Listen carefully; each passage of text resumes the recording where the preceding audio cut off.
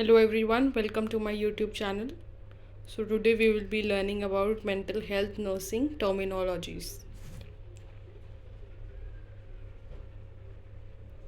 So first is affect.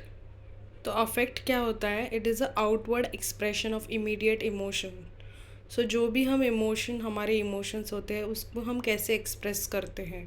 तो जो लोग हमारे इमोशंस को ऑब्ज़र्व करते हैं उस ऑब्जर्वेशन को बोलते हैं अफेक्ट. और जो हम बताते हैं that is called as mood. तो अफेक्ट को ऑब्ज़र्व किया जाता है और मूड को बताया जाता है. Next is agitation. So agitation का मतलब है कि presence of anxiety with severe motor restlessness. तो पेशेंट को एनजाइटी है लेकिन एनजाइटी के साथ साथ वो अपने हाथ पैर और बाकी चीज़ों की भी एक्शंस बहुत सीवियरली कर रहा है. So that is agitation. Next is ambivalence. So ambivalence का मतलब है कि एक ही वक्त पे दो अपोजिट या कॉन्ट्राडिक्टरी आइडियाज़ दिमाग में लाना, that is called as ambivalence. Next is anhedonia. Anhedonia का मतलब होता है कि inability to experience pleasure in previously pleasurable activities. So patient को पहले जिस एक्टिविटीज़ में मज़ा आता था या प्लेजर आता था वो एक्टिविटीज़ अभी पेशेंट को प्लेजर नहीं दे पा रही है. That feeling is called as anhedonia.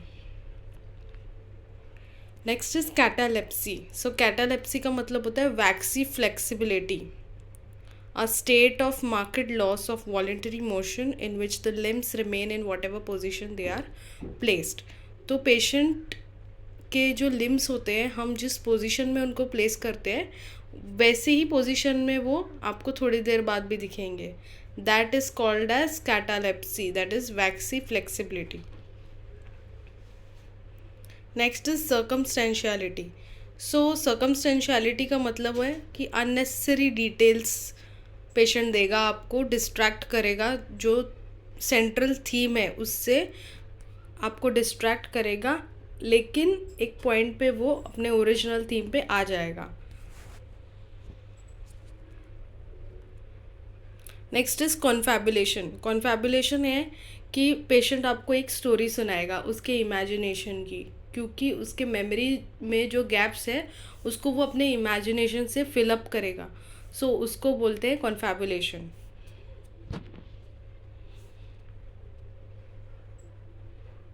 Next is deja vu. Deja vu is a false sense of familiarity with unfamiliar scenes. तो कभी कभी हमें अनफेमिलियर सीन्स को देख के ऐसा लगता है कि हाँ ये पहले भी मेरे साथ हो चुका है. That is called as deja vu. Next is delusion. Delusion is false unshakeable belief which not amenable to the reasoning. तो डिल्यूशन एक फॉल्स बिलीफ होती है पेशेंट की. उसके बहुत सारे टाइप्स भी है जैसे delusion of persecution, delusion of grandiosity. Next is echolalia. Echolalia का मतलब होता है रिपीटेशन और एको और mimicking of phrases words heard. तो पेशेंट जो भी वर्ड्स सुनता है उसको रिपीट करता है, उसको मिमिक करता है बार बार, उसको बोलते हैं हम echolalia. Next is echopraxia. Echopraxia is repetition, echo और मिमिकिंग ऑफ एक्शंस. तो इकोलेलिया में वर्ड्स रिपीटेशन होता है और इकोप्रेक्सिया में एक्शन से रिपीटेशन होता है. Next is flight of ideas. So flight of ideas है rapid speech with sudden shift in ideas without losing logical connection. तो पेशेंट को अगर हम कोई सवाल पूछते हैं तो वो एक थॉट से डायरेक्टली उठ के दूसरे थॉट पे चला जाता है which is not connected to each other. Next is hallucination. Hallucination is perception occurring in absence of the stimuli. तो स्टिमुलाई एब्सेंट है फिर भी पेशेंट को कुछ परसीव हो रहा है, that is called as hallucination. Illusion. Illusion misinterpretation of stimuli in presence of the stimuli. तो इल्यूजन का मतलब है कि स्टिमुलाई प्रेजेंट है लेकिन पेशेंट उसको मिस इंटरप्रेट कर रहा है कि वो कोई और चीज़ है. Next is insight. Insight is the degree of awareness और अंडरस्टैंडिंग रिगार्डिंग हिज और हर इलनेस. तो पेशेंट को अपनी बीमारी के बारे में कितना पता है, that is called as insight. Next is mutism. Mutism is complete absence of speech. Next negativism.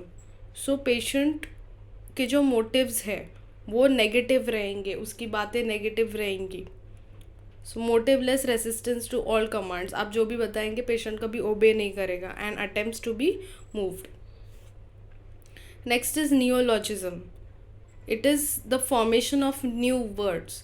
तो पेशेंट आपको नए नए वर्ड्स बोलेगा जो कभी किसी डिक्शनरी में है ही नहीं, that is called as neologism. Then next is pressure of speech. So it is rapid production of speech output with a subjective feeling of racing thoughts. तो पेशेंट बहुत फास्ट अपने स्पीच या वर्ड्स बोलना शुरू करेगा.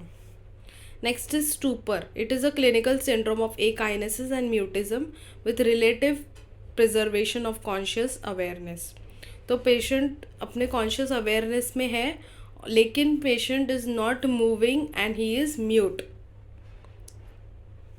Next is टेंजेंशियलिटी.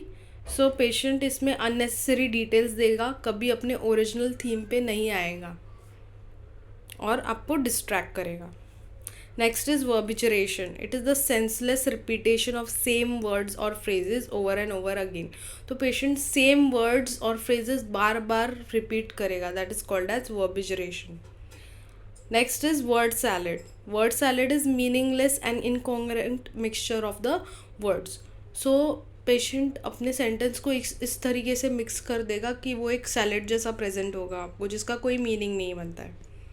So this was all about the terminologies used in mental health nursing, and it will be helpful for you for your upcoming AIIMS NORCET examination. Thank you.